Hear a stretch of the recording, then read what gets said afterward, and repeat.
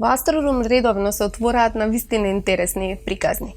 Но милени се оние кои што доаѓаат некако неочекувано, кога пред вас, пред камерите, се отвораат личности кои што денес во светот значат многу, а тука кај нас чекале долго потврда, а таа им се случила сепак однадвор.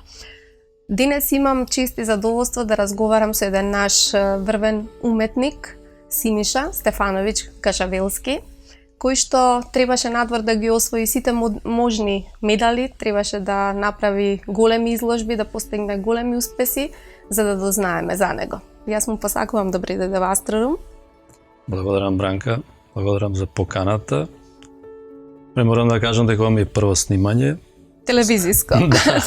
Се надевам дека ќе успее и има доволно материјал. Јас не се сомневам, бидејќи луѓето што имаат за себе такво творештво, треба само да го опишуваат, да раскажуваат и разговорот е тука. Вие не треба ништо да измислувате, туку го сторивте вашето. Многу е полесно во ателје кога си сами, кога си дошта фелајот. Али окей, се. Сега ќе насликаме некои други пейзажи. Почнуваме од вашето детство. Предпоставувам дека сликате од многу мал, но велите, прочитав дека сте почнале со вистинско сликарство дури на 35 години. Да.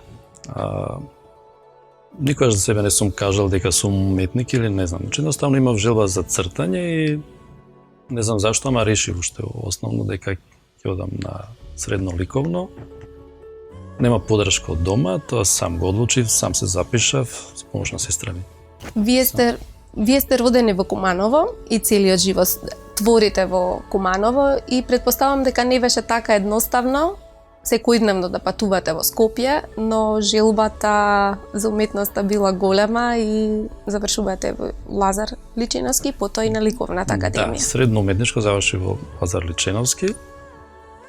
Потоа отидов на Ликовна академија во Скопје. Интересно е што завршив на вајарство. Во средно уметничко исто завршив вајарство и на Ликовна академија. Со тоа што кога беше дипломската, бидејќи добив слаба оцена, ги искашив скулптуриве и реков дека више нема да се занимавам со вајарство. Бидејќи ако не сум доволно добар да бидам вајар, тогаш нема да бидам вајар. Така да се фатив со сликарство и сега сум сликар. Фрливте 8 години да. Образование во вајарството на таков демонстративен начин. Тоа говори дека сте цврст карактер или сте имали отсекогаш верба во себе, што... Веројатно, да. Сега од оваа гледна точка изгледа смешно, али тогаш во моментот така процени. Се не знам колку беше паметно, али окей. Како ви поминуваат деновите? Јас потекнувам од таква школа, музичко и од факултет. Знам дека на моите колеги што беа надвор од главниот град, не им беше така едноставно да се наметнат. Постоеше една таква дистанца, урбана, рурална. Голем проблем е кога од провинција, од наводници провинција, доаѓаш во една средина кај што многу поразлично од тоа кај што си израснал. Во почетокот е шок, се снаоѓаш или не се снаоѓаш. Во мојот случај беше многу чудно. Ме избруси другачие, некако ме натера да се затворам, веројатно да може да го објаснам, али многу чуден период. Интровертност ве следи Да, цело време. живот. Некогаш таа е во полза на уметноста, но Да, некогаш како пречи. личност, особено на млади години, знае да пречи. Да. Како се наметнавте? Со кршењето на скулптурите почна еден период на сериозно докажување, на инет. Да, почнав со сликарство, меѓутоа тој период тоа што го работев не беше интересно, не беше актуелно и бев одбиван буквално на сите можни изложби и интересно е што уште првата година кога завршив на Ликовна академија као студент на генерација бев одбиен од ЛУМ. Значи не станав член на ЛУМ. Проценија тогаш дека не сум доволно добар. После неколку години ме примеја со пријатели, станав член на ЛУМ. Да. За да после поред бев одбивен од 4-5 години од зимскиот салон на ЛУМ, кога веќе ме убедија дека не сум доволно добар за оваа сцена, пробав нешто надвор инцидентно. Истата година кога бев одбиен од зимскиот салон во ЛУМ, таа година на зимскиот салон во Париз добив награда, што ми отвори многу врати. Со истото творештво, со истите слики? Да, со истото творештво. Беше интересно што овој момент ме убедија дека не сум доволно добра, па Вие поверувавте, сериозно Да, остави да. тоа беле кај вас? Да, на моменти сменив професија, почнав да се занимавам со други нешта.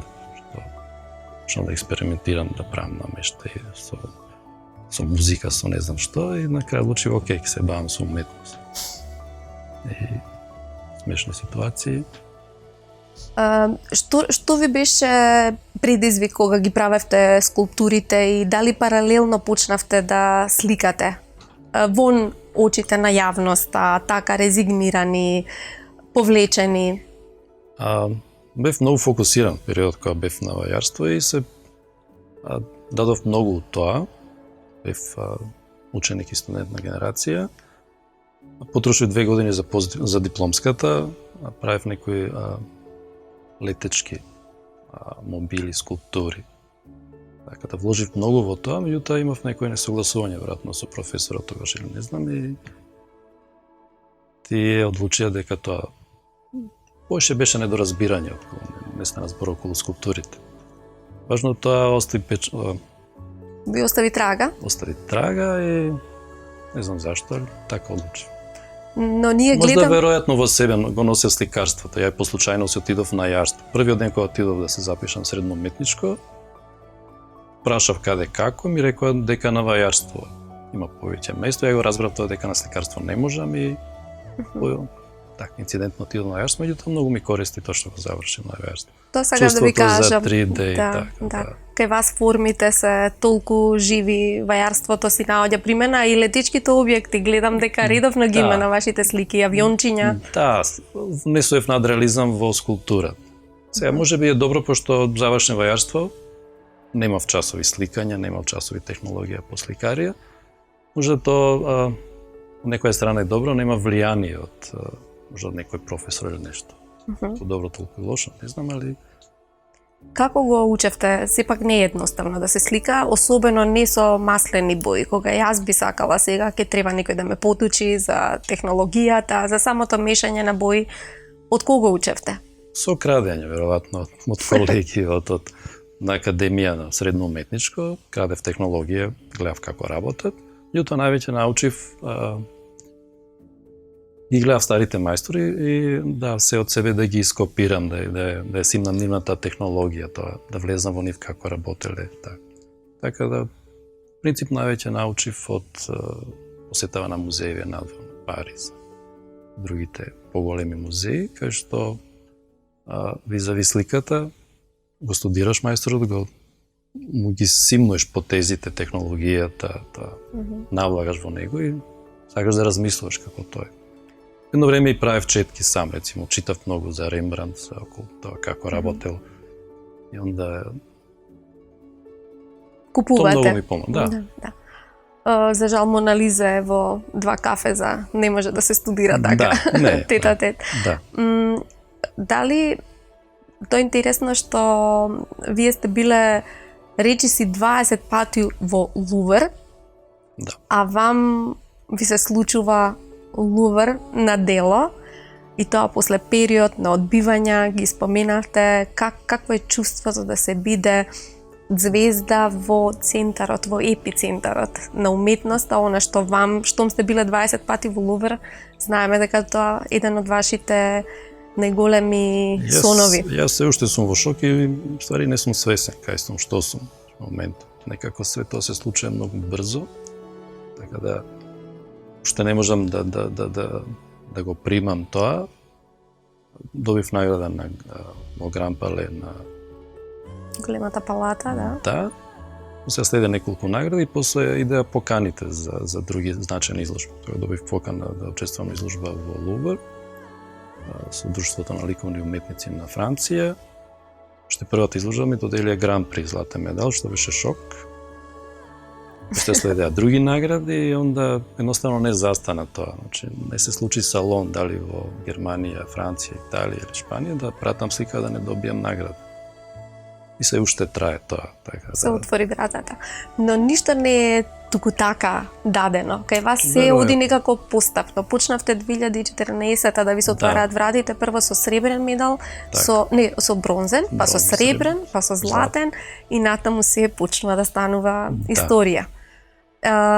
Имавте ли сомнежи дека ќе биде препознаено вашето творештво или кога сте во средина на вистински уметници? Да, баш онака. Веројатно средината овде, веројатно приемот овде направи да имам чувство на инфериорност, дека не сум достоен за некои такви големи дела. И тоа сега е поинаку. Да, и друга е поинаква е перспективата. Сликате големи платна, што исто значи многу. Човек никогаш не може толку да се дистанцира за да има, но веројатно и вие имате сликата во глава.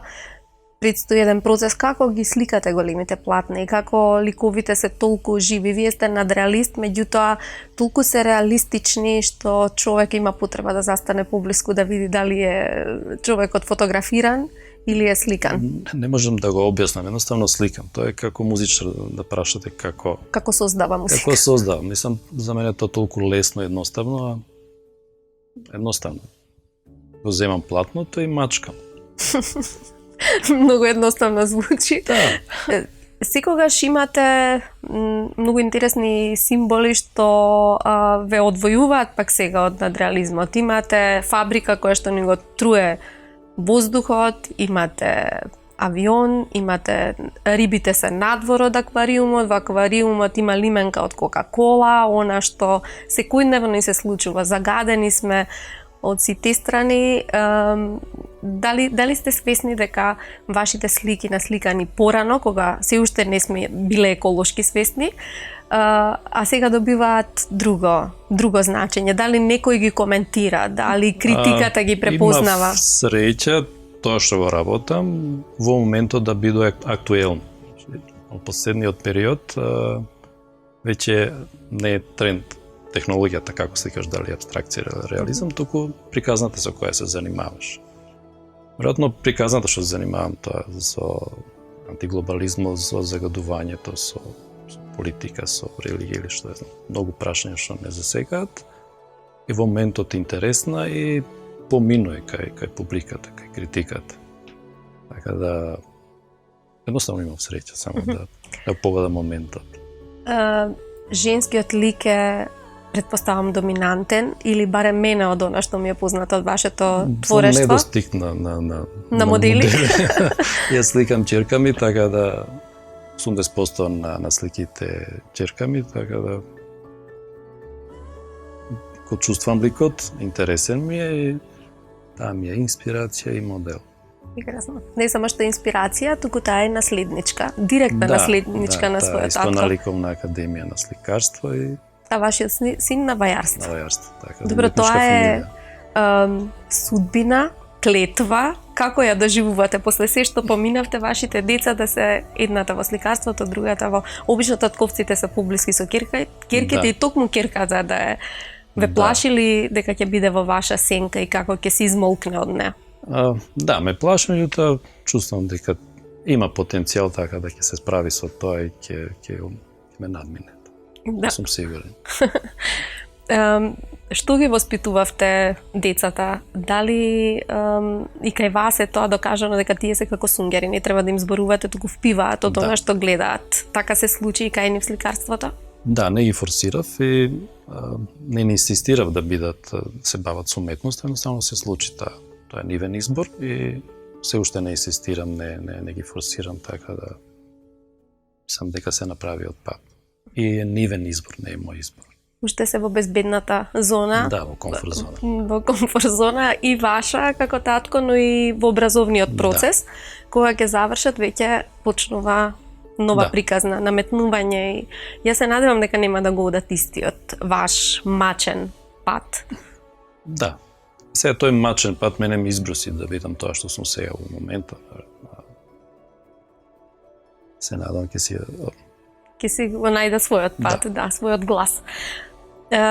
Кажете ми од искуствата, патувате многу, не сте вие од оние сликари што одеше по ликовни колонии, со самото тоа што ние што сме во доменот на медиумите, на културата, многу доцна дознавме за вас, не сте ни биле пред очи на ниту еден начин, но затоа пак сега патувањата се интензивира.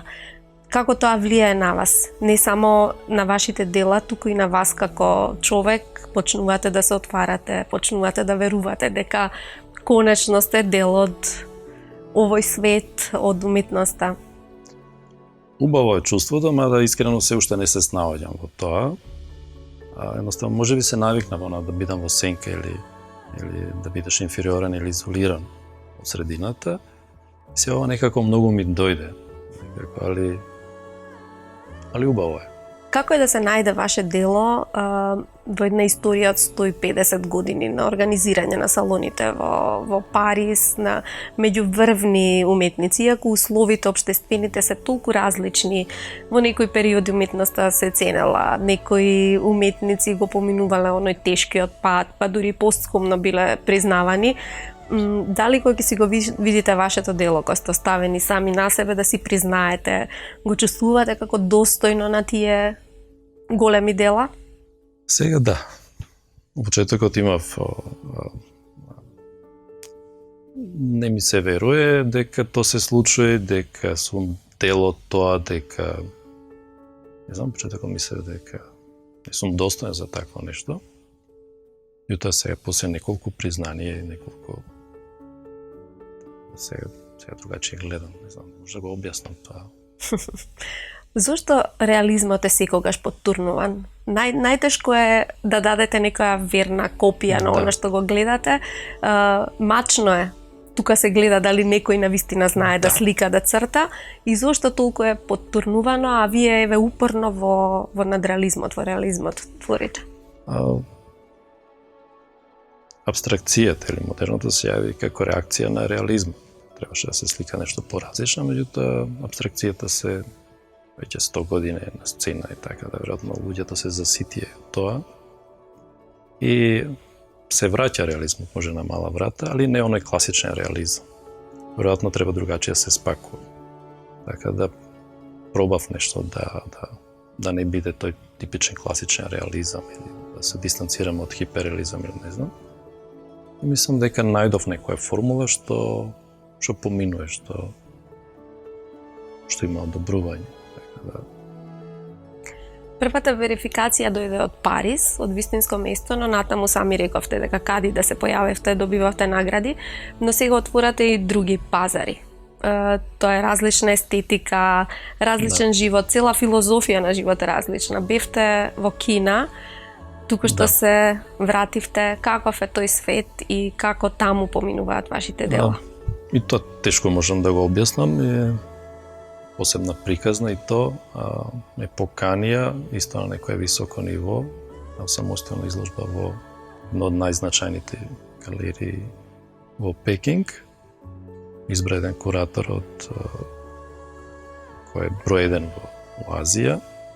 Се допадна тоа што го работам, веројатно најде некои допирни точки со нивната култура. Тоа што го работам. Една петокрака на капата се сеќавам на една од платната. Да. користев некое моje искуство, пошто израснавме исто и ние во соцреализмот и пробав да најдам некој интересен спој од моето искуство од соцреализмот и што ми се случи денеска. Така да излегува тој серијал на слики, тој беше воодушевен и тоа помина многу добро во кино. Сега неколку слики се во повеќе музеи низ кина, библиотеки, така да позначени. Кој владе со светот на сликарството? Вие сте типичен пример на колатерална штета, на лоби групи, на кружоци.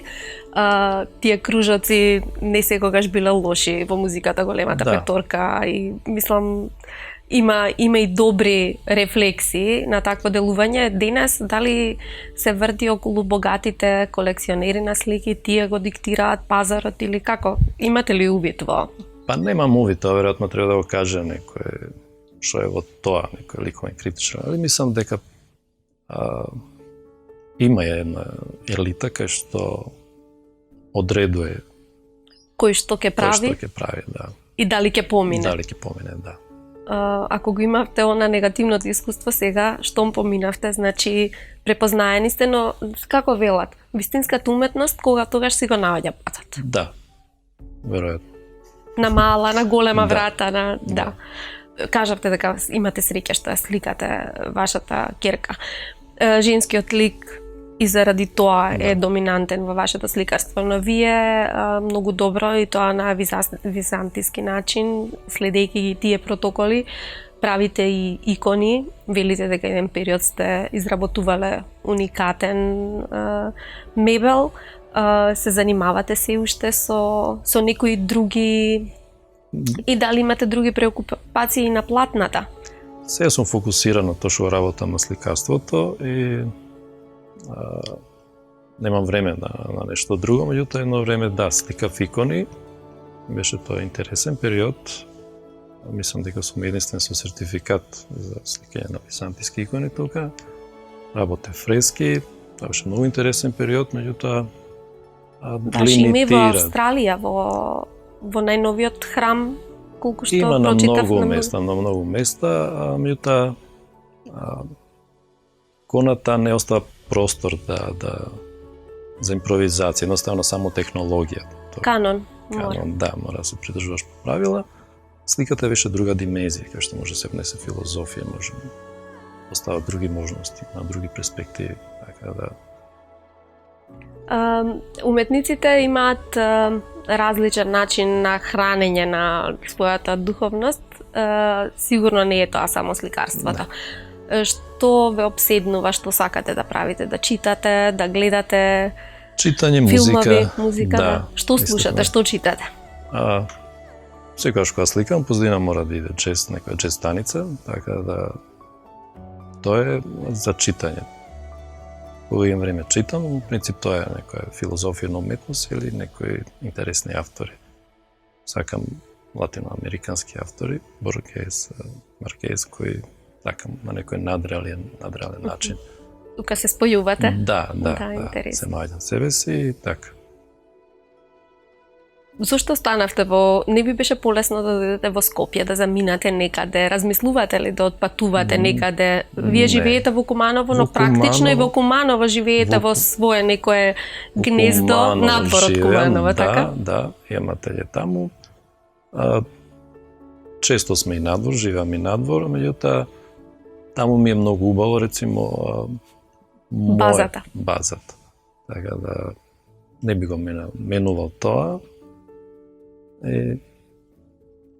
Ако ве прашам да направите пресек на својот творечки животен пат, може да одредите некои клучни моменти, без разлика дали се тие позитивно или негативно искуство, може би некој педагог, некој совет од умен човек, нешто што, како велат, се случил некој клик и вие сте го направиле вистинскиот потек. Да. Имам многу драг пријател кој сега живее во Австралија. Се сеќавам дека на 35 години кога наполнив на средина од мојот живот, сите си правиме пресек, што сме направиле, што треба да правиме, и онда ме фати паника дека дека оноа што сум го планирал као средношколец или како млад човек, ништо од тоа, и дека се смалува шансата дека ќе може да Ќе го успеете да реализираш. го стварите. Сеќавам едно писание, напишав на него и почнав реченицата со еден цитат од Данте. На средина од мојот живот земен се најдов сред густеж темен. Му раскажав за моите размислувања и тоа ми пиша неколку реченици што многу ми помогна, што комплетно ми го сменија животот. Тоа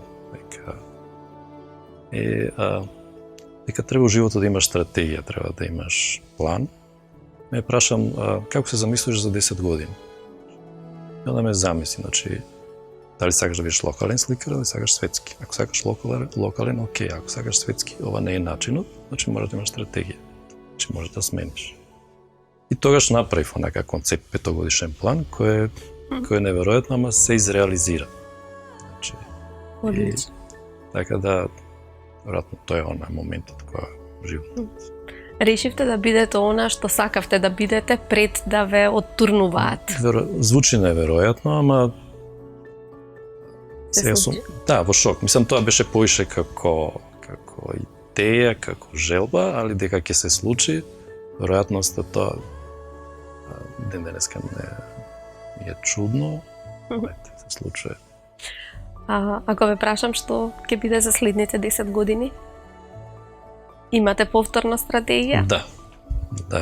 Па после светот на Марс останува, не знам. Има уште многу за освојување, уште многу врвови, така да убавото доправа следи. Сега ми се отворија само некои врата, ја мислам дека се уште неам нешто направено големо, мислам доправа следи, така да можности има, имам желба, имам потенцијал, така да Сега веќе со такво искуство може да се бараат и совети од вас. Да речеме, не е популарно во денешно време кога царува дигиталната технологија, кога ако човек не ги изменаџира работите како да не постои, ако не се појави во социјалните медиуми како да не постои, за младите луѓе кои што имаат сон да бидат ортодоксни сликари, да се занимаваат со чисто сликарство, имате некој совет? Само упорност во тоа што го прават и успехот доаѓа сам по себе. Така да, конкретен совет, не знам. Сега за сега? Само упорност, истрајност. Имате нека желба, сликате големи формати и, не знам, сликање на Сикстинска капела или нешто ве фасцинираат такви творби, сакате нешто да ставите голем белек? Сите имаме желби, веројатно ја некој, сега момент не знам, тоа што ми беше желба го изреализира, веројатно сега. Не знам што може да не знам дали со годините некако се намалува. Мегаломанството? Да. Пред некое време син ми искоментира дека сум болно амбициозен, што ме замисли, така да може треба малку Да. Смирување? Смирување, да. Децата се најголеми критичари. Да. Знаат и да пофалат, но знаат и да исечат онака буквално. Тогаш да ве прашам за конкретно за извисните планови. Заврши Кина, сега во следниот период каде ве носи патот, што може да очекуваме, а конечно изложба во главниот град, во Скопје? За жал бев одбиен за ретроспективна изложба во Скопје, окей. Барем е конзистентна работава, редовно одбивани. Да. Наредно имам сега многу отворени врати, многу покани, многу галерии. Сега имам патување во Германија, имам покани од некои галерии во Дизелдорф за некоја изложба. Во мај сум во Малезија, така да имам изложба во есен во Џакарта, така да ми стана интересен тој азиски пазар. Каде веќе ме препознаваат таму.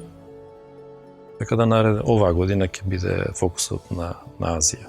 Кореја, Малезија, Индонезија. Значи нам домашната публика најблиску ни е Берлин, додиме. Да. Да ве гледаме. Дизелдорф, евентуално Берлин. Имате посетители во вашето ателје или не дозволувате да сведочат за процесот на работа Имам посетители, но тоа е мал круг на луѓе. У принцип, сум онака во изолација. Сакам да сум сам Додека со себе, создавате. додека создаваме. Да. На крајот од емисиите секогаш на гостите како добри домаќини им подаруваме нека книга. Мене ми се не ве прашав кои ви се идоли во сликарството, сте имале некои кои што ви се на врвот? Не, тоа Особено е, што ги да. почитувате? Ги почитам скоро сите што се да не набројувам, али Овде е книгата, биографијата на Пол Гоген. Јас се надевам дека ќе ви се допадне да читате за неговиот живот, иако сигурно ви се познати да. главните моменти, но ете како литературно издание сигурно ќе уживате. Ова е Благодарам, подарок од Бранка, Арс многу ќе ми Ламина значи. и од Арс Либрис едицијата. Благодарам. Јас навистина посакувам следната година, ако не ова, е следната, да гледаме ваша ретроспективна изложба, зашто тргнувајќи од себе, многу би сакала да присуствувам, а не вака посредно да дознавам за вашите успеси, за вашите дела парцијално, што ќе објават медиумите, како што викате самите, најдобро е очи во очи кога Да. ќе се сретнете со некој уметничко дело и ќе им посакам на домашната јавност да го запознае, како велат, up close and personal и Синиша Кашавелски. Ви честитам за сите успеси што ги направивте досега, што сте вистински амбасадор на македонската ликовна уметност и култура воопшто на секаде во светот. Благодарам, Бранка. Не знам што да кажам.